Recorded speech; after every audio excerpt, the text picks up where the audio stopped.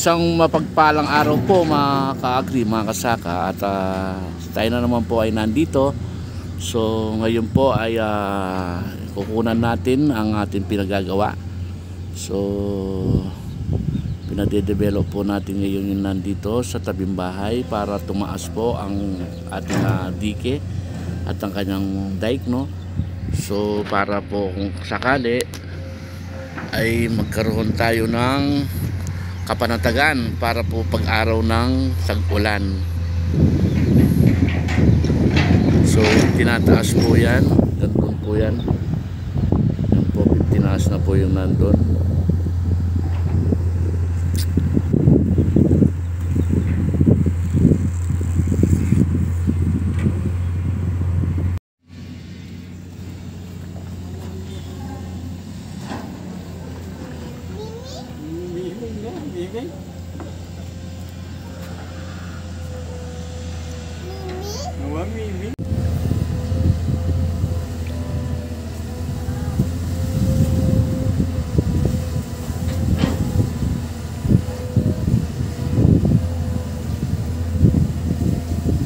Yan po, yan kahit papano po ay napapaayos natin ang ating farm at especially po itong ating mga dike, no? So ang hirap po kasi talaga, lalo na pag panahon ng wet season o tag-ulan, no? Mahirap pong makibaka o makisugal na sa larangan ng pagpapalaisdaan, lalo na kapag ito ay panahon ng tag-ulan. So dito po sa amin kasi ang hirap. So kasama po kami dito sa 4 distrito ng Pampanga. So ang mga sitwasyon po dito sa Pampanga, yung 4 distrito ay usually po ay mga mabababa lugar, no? So sabi ko nga po, yan po ay 8, no? 8 bayan ng ating Pampanga.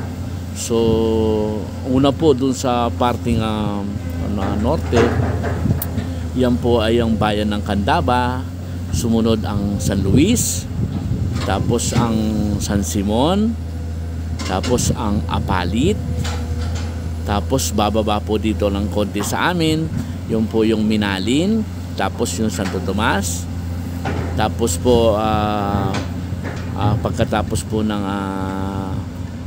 Minalin ay yung po yung Makabebe at saka po yung Masantol. So yan po ang mga bayan ng ating 4 distrito dito sa Pampanga, na ang aming mga congressman po ay si Congressman Bondok, no?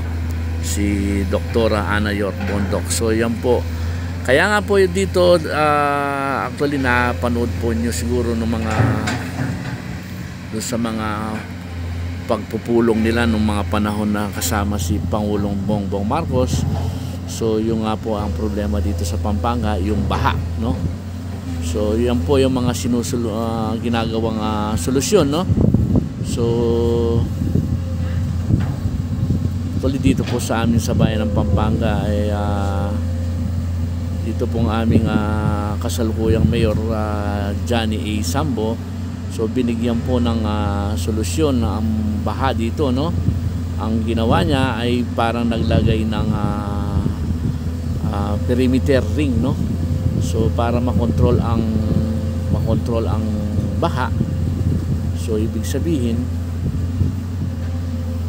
yun nga po, para hindi papasok ang ating baha. Tapos naglagay po siya ng mga pump natin dyan, mga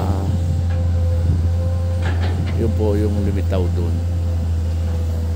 So tapos nilalagay na lang po sa labas, no? Tapos yun po yung nangyari, nilalabas na itong tubig para maalis ang baha dito sa bayan ng Santo Tomas.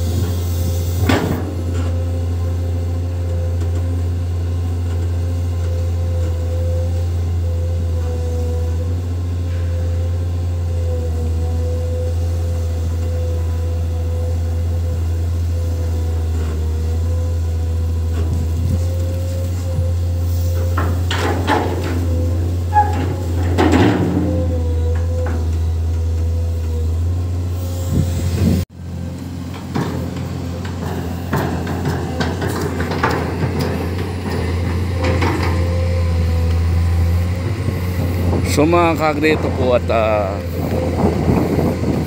nandito na po ang ating excavator o backhoe na magtatrabaho ngayon dito sa malapit dito sa atin, at nagpapagawa ho tayo ng another 2 box, no? Dalawa pong kahon na magagawa dito sa tabi. So may balak ho tayo dyan, no? Ano bagong pag-aalaga po, no? Ng mga aalagaing isda kung papalarin po, no? So subukan ho natin, no? Mag-aalaga tayo ng ibang so tingnan ho natin sa mga susunod na video pag ito ay natapos na, at i-update ko po kayo kung ano ang ating ilalagay dyan, no? So ayan po.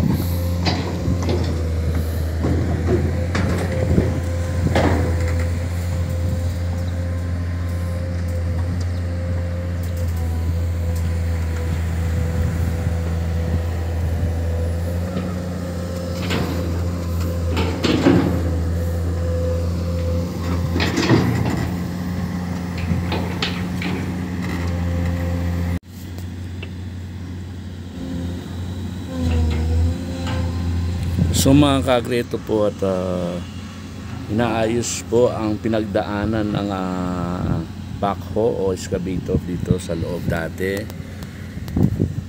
Ayan. So lumabas po kasi doon.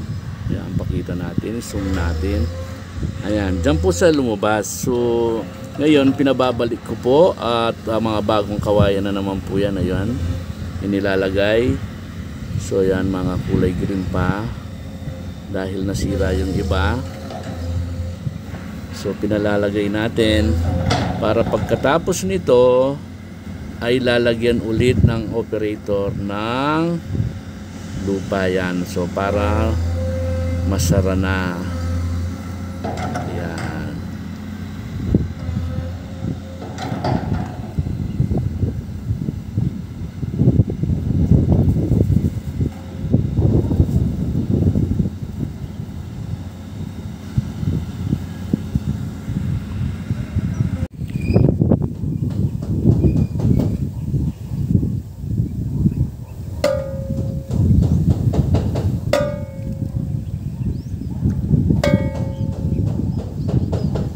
Mga ka-agree, ito po yung ginawa ng isang backhoe, at kulang po ang nailagay na lupa dito dahil hindi talaga maabot ng backhoe, dahil ayaw po natin kasing masira ang loob nito, no? So dahil long arm po yung excavator, tapos bali inabot lang po ito. So kaya ko konti po ang nailagay na lupa. Kaya ngayon po, ito po ay ating pinatatrabaho sa ating mga tao para lagyan ng harang, no? Yung ginawa natin dati, tapos lalagyan ng net, no? Tapos lalagyan ho ng net ito, at para hindi nalalabas itong mga nailagay na mga lupa. So ito po yung ating mga kasama rito na nagtsatsaga na para mailagay ito.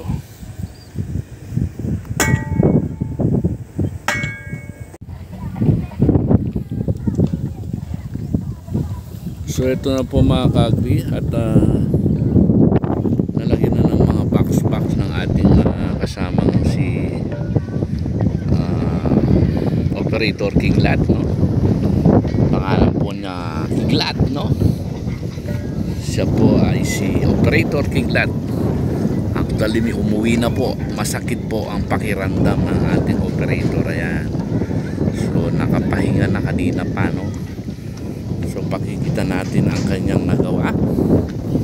At kanina ay yung pinakita natin dito, yung pinagdaanan, no, ng ating excavator dito ay so bago siya umuwi pauwi. Ayan po, nilagyan na niya. So nakalagay na to. Ayan, nalagyan na ulit. So meron ng ulit ato. So yan po.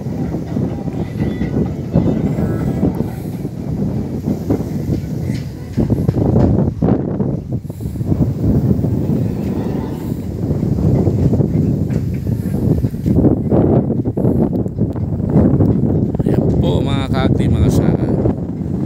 So panibagong pagde-develop po, no? Panibagong gastos, ika nga.